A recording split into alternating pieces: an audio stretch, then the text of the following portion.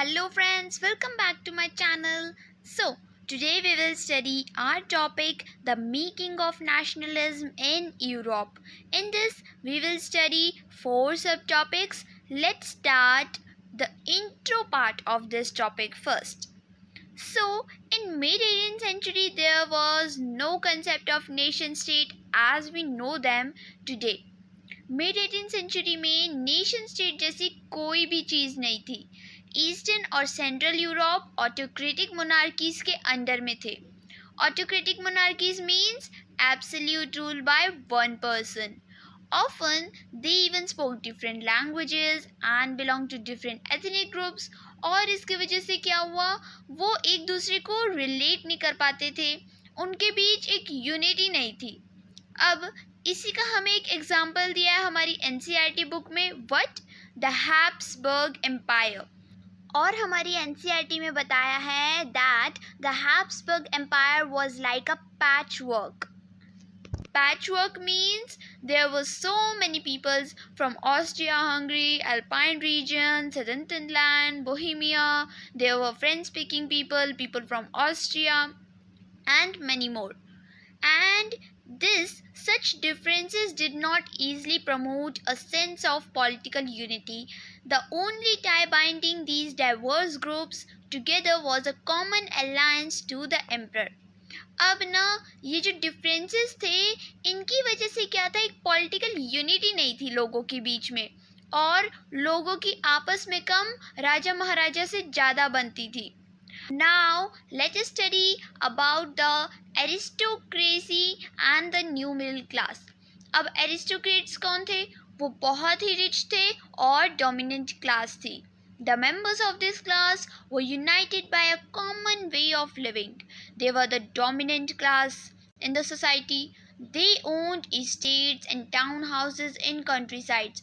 अब वो इतने अमीर थे कि वो estates भी own करते थे, उनके पास बहुत सारी land थी, टाउन हाउसेस भी लेते थे, कंट्री साइड में टाउन हाउसेस लेते थे, और वो फ्रेंच बोलते थे डिप्लोमेसी के लिए और हाई सोसाइटी में. अब वो फ्रेंच क्यों बोलते थे, because French became the popular language after French revolution, और इसीलिए वो फ्रेंच बोलते थे. उस लैंग्वेज को अमीरों की लैंग्वेज भी कहा जाता है.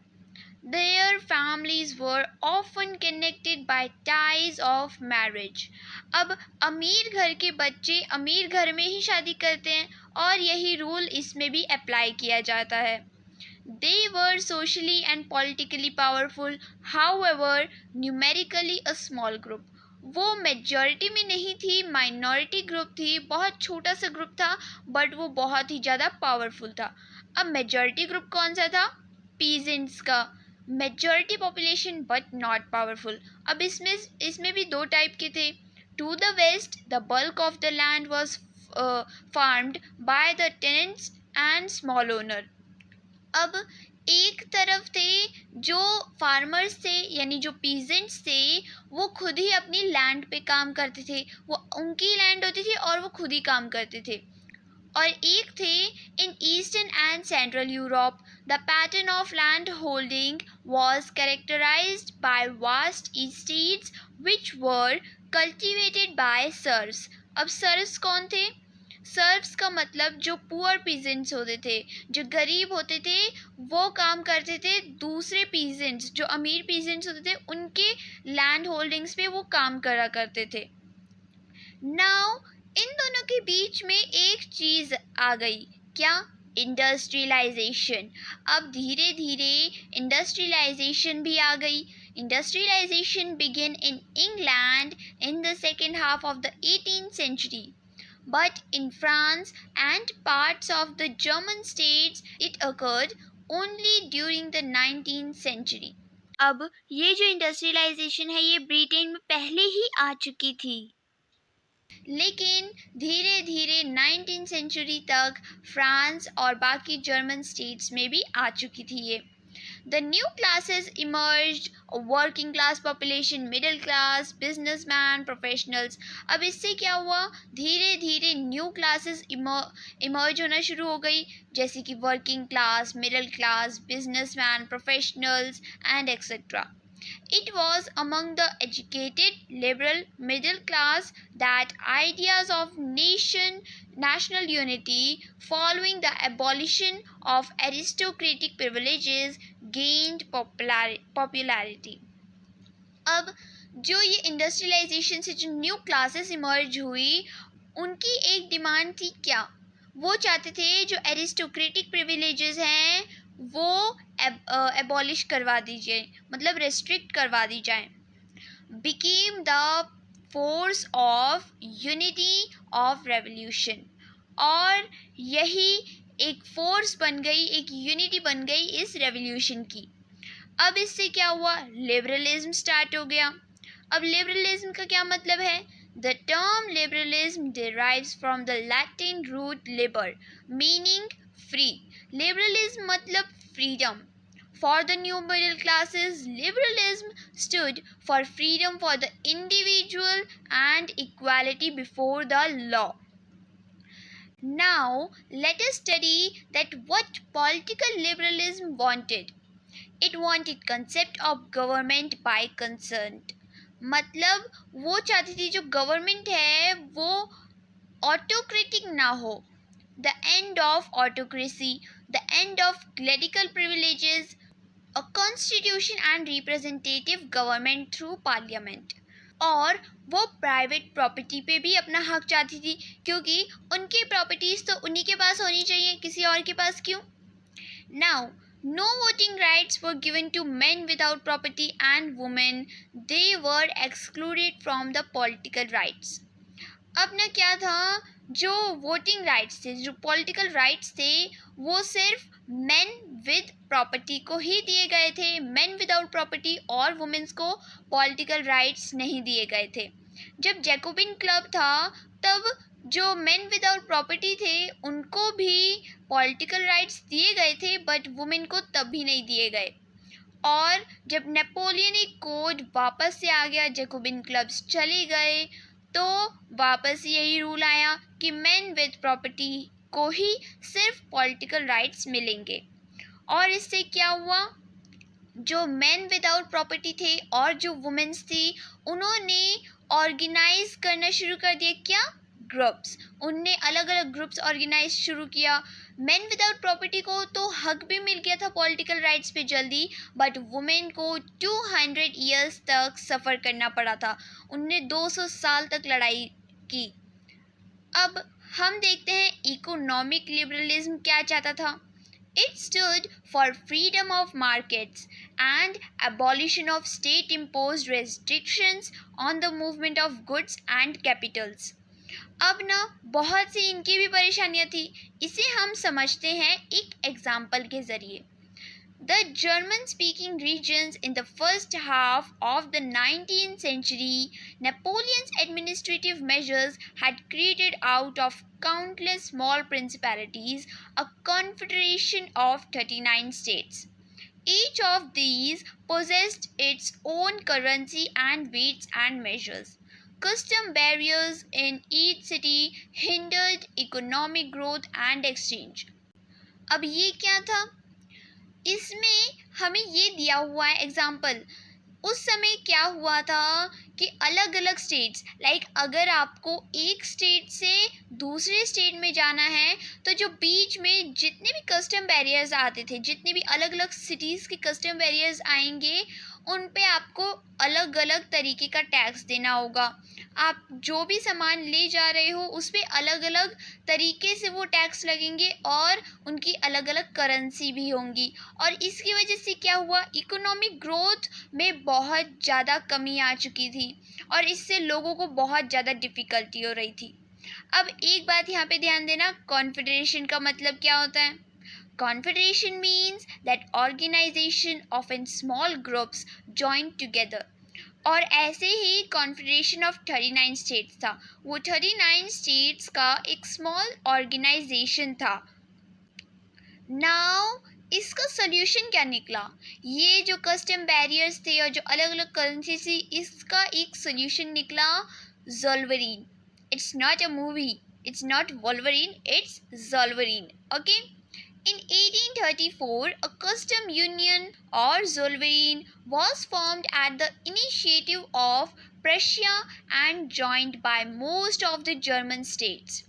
1834 में ये जोल्वरिन उपाय निकाला गया और ये प्रशिया ने इनिशिएट किया था. इसमें बहुत से जर्मन स्टेट्स ने भाग लिया.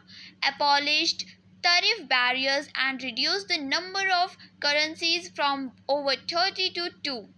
टैरिफ बैरियर्स यानी टैक्स बैरियर्स जो थे हर जगह थे उनको हटा दिया गया और जो नंबर ऑफ करेंसीज थी उन्हें 30 से 2 कर दिया गया. The creation of a network railways further stimulated mobility, harnessing economic interests to national unification. अब क्या हुआ, रेलवेज को भी डेवलप किया गया. नेटवर्क ऑफ रेलवेज को इसलिए डेवलप किया गया ताकि जो गुड्स ट्रांसपोर्ट करने हैं वो ईजिली हो जाए. रेलवेज के जरिए वो ईजी बन गए. Napoleon Bonaparte was defeated in Battle of Waterloo in 1815. अब सब कुछ अच्छी तरह चल रहा था लेकिन अचानक से क्या हुआ, Napoleon Bonaparte battle of Waterloo में 1815 में हार गया. अब इसका क्या रीज़न था ये भी हम पढ़ लेते हैं. कंजर्वेटिव्स इसका रीज़न थे. अब क्या हुआ, सब कुछ अच्छे से चल रहा था but Napoleon Bonaparte has became very ambitious and conservatives were jealous of him. So उनने क्या किया, उनने मिलकर नेपोलियन बोनापार्टे को बैटल ऑफ वाटरलू में हरा दिया. और कौन से ईयर में, 1815. Now conservatives believe that established traditional institution of state and society. अब conservatives तो सबको पता है कौन थे. conservatives के बारे में हमने पिछली क्लास में भी पढ़ा है, तो फिर भी मैं आपको ये बता देती हूँ कि कंजर्वेटिव्स कौन थे. कंजर्वेटिव्स पुरानी चीज़ों को ज़्यादा पसंद करते हैं, वो चेंज नहीं चाहते हैं, वो सिर्फ जो चीज़ें थी उन्हें ही चाहते हैं. Okay, like the monarchy, the church, social hierarchies, property and the family should be preserved. Most conservatives, however, did not propose a return to the society of pre-revolutionary days. That modernization could in fact strengthen traditional institutions like the monarchy. A modern army, a dynamic economy, the abolition of feudalism and serfdom could strengthen the autocratic monarchies of Europe. अब जो conservatives थे वो बहुत सी चीज़ों को हटाना भी नहीं चाहते थे क्योंकि नेपोलियनिक कोड जो था, जो उससे फैसिलिटीज़ मिली वो लोगों के लिए अच्छा ही था, उनके लिए भी अच्छा था, तो वो चीज़ें नहीं हटाना चाहते थे. बट वो ये चाहते थे कि जो नेपोलियन बोनापार्टे वो अब हट जाए. इसीलिए कंजर्वेटिव्स ने नेपोलियन बोनापार्टे को हरा दिया बैटल ऑफ वाटरलू में मिलकर. Now let us know that what is Treaty of Vienna. Britain, Russia, Prussia and Austria collectively defeated Napoleon Bonaparte, and they were so happy that they wanted to do a huge party. Then they met at Vienna to draw up a settlement for Europe. And the Bourbon dynasty, which had been deposed during the French Revolution, was restored to power. अब क्या हुआ, Britain, Russia, Persia और Austria इन सब ने मिलकर Napoleon Bonaparte को हराया. इसके बाद उनने क्या किया, वियना पे ये सब मिले. और किस लिए, ताकि सेटलमेंट की बात हो सके यूरोप की. और बourbon डायनेस्टी जो थी, जो कि फ्रेंच रेवोल्यूशन के दौरान हटा दी गई थी, उसे वापस से पावर में लाया गया. France lost the territories it had annexed under Napoleon. German Confederation of 39 states that has been set up by Napoleon was left untouched. अब जो Confederation of 39 states था उसको किसी ने हाथ नहीं लगाया because वो उन्हें अच्छा लग रहा था. Autocratic did not tolerate criticism and dissent, sought to curb activities that questions the legitimacy of autocratic government. अब फ्रेंच रेवोल्यूशन तो चला गया था, नेपोलियन बोनापार्टे भी मर गया था, तभी लोग फ्रेंच पीपल यानी फ्रांस से डरते थे, बिकॉज उन्हें अभी तक फ्रेंच रेवोल्यूशन की बात याद थी और इसीलिए वो फ्रांस से डरते थे, फ्रेंच पीपल से डरते थे कि उन्हें पता था अगर कुछ भी उनके साथ गलत हुआ तो वो वापस से फ्रेंच रेवोल्यूशन स्टार्ट कर देंगे और फिर हमारी ही वाट लगनी है ना। और क्या था, उनने क्या किया, फ्रांस के बॉर्डर्स पे फ्रांस के अगल बगल स्टेट्स खड़े कर दिए और उसे घेर लिया ताकि वो एक्सपैंड ना कर पाए। And do you know that autocratic did not tolerate criticism. अब जो ऑटोक्रेटिक थे वो ये क्रिटिसिज्म टॉलरेट नहीं कर सकते थे, उनके खिलाफ जो कोई भी आवाज़ उठाता वो उन्हें अरेस्ट करवा देते या वो उन्हें सज़ा दिलवाते कोई और। Now let us know about the revolutionaries. तो फिर जो लिबरल पीपल थे उनने सोचा कि ऐसे काम नहीं बनेगा, हम दिन ब दिन तो नहीं कर सकते मीटिंग, इसलिए रेवोल्यूशनरीज आगे आए, वो रेवोल्यूशनरीज बने, उन्हें रेवोल्यूशन स्टार्ट किए। During the year of following 1815, the fear of repression drove many liberal nationalists underground. अब उनने क्या किया, वो आमने सामने मतलब वो दिखा के सबको मीटिंग नहीं करते थे, वो छुपके सारी अपनी मीटिंग्स करते थे। Secret societies sprang up in many European states to train revolutionaries and spread their ideas. अब ये धीरे धीरे ये बातें फैलने लगी। अब इसका ऑब्जेक्टिव क्या था, इसके ऑब्जेक्टिव्स थे बहुत ही simple, to oppose monarchial forms, fight for liberty and freedom, for creation of nation states. Okay, तो ऑब्जेक्टिव्स तो सबको क्लियर हो गए।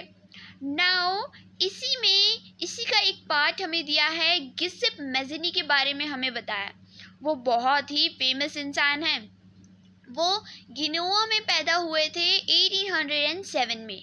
गिनोआ बहुत ही छोटी सी जगह है। He became a member of the secret society of the Carbonari.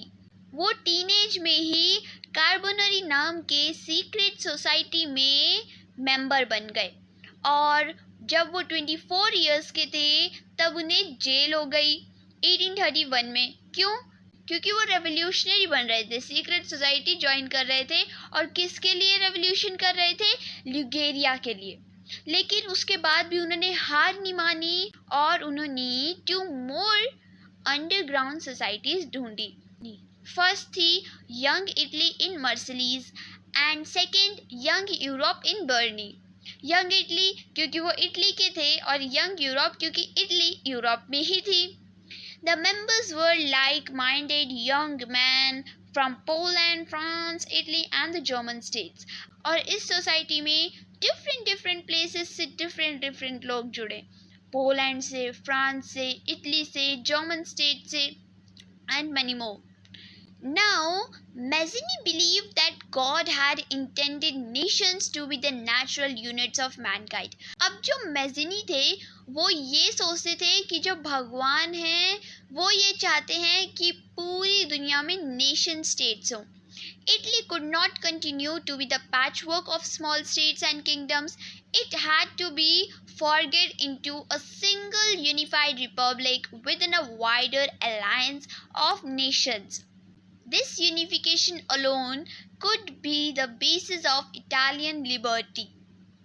अब जो इटली था उसने कहा अब हमें पैचवर्क कंटिन्यू नहीं करना, उन स्मॉल स्टेट्स के साथ अब हमें नहीं करना और हमें खुद को फ्री होना है, हमें खुद का एक किंगडम बनाना है। अब उन्हें भी नेशन स्टेट चाहिए था, खुद का अपना। So, following Mazzini's model, secret societies was set up in Germany, France, Switzerland and Poland. अब जो गिसिप मैज़िनी थे वो बहुत ही ज़्यादा फेमस हो चुके थे और उनका मॉडल हर जगह फॉलो करने लगे थे लोग। और जो मेटरनिच थे, अभी हमने पढ़ा था ना ड्यूक मेटरनिच के बारे में, उन्होंने गिसिप मैज़िनी को कैसे डिफाइन किया, The most dangerous enemy of our social order. मतलब मेटरनिच को भी मैज़िनी से इतना डर लगने लगा। So, in the next session, we will read about the Age of Revolutions 1830 to 1848. Till then, stay home, stay safe.